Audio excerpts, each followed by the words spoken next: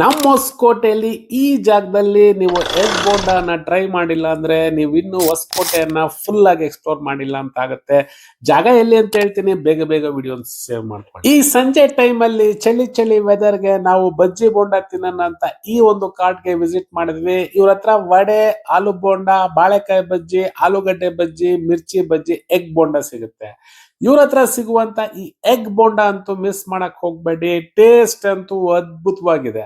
ಇಲ್ಲಿ 10 ರೂಪಾಯಿಗೆ 3 ಪೀಸ್ ಬಜ್ಜಿ ಬೋಂಡ ನೀಡ್ತಾರೆ, 15 ರೂಪಾಯಿಗೆ ಒಂದು ಎಗ್ ಬೋಂಡ ನೀಡ್ತಾರೆ. ಹಾಗೆ ಯಾವುದೇ ಫಂಕ್ಷನ್ಸ್ ಇರ್ಲಿ, ಒಂದಿನ ಮುಂಚೆ ಇವ್ರಿಗೆ ಆರ್ಡರ್ ಕೊಟ್ರೆ ಕಡಲೆಬೇಳೆ ವಡೆಗೆ ಬೇಕಾಗಿರುವಂತ ರೆಡಿ ಮಿಕ್ಸ್ ಅನ್ನ ರೆಡಿ ಮಾಡ್ಕೊಡ್ತಾರೆ.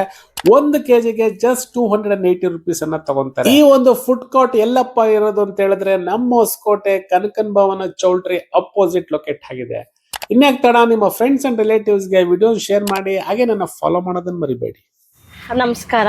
ನಮ್ಮ ಶಾಪ್ ಲೊಕೇಟ್ ಆಗಿರೋದು ಬಂದು ಕನಕ ಭವನ ಆಪೋಸಿಟಲ್ಲಿ.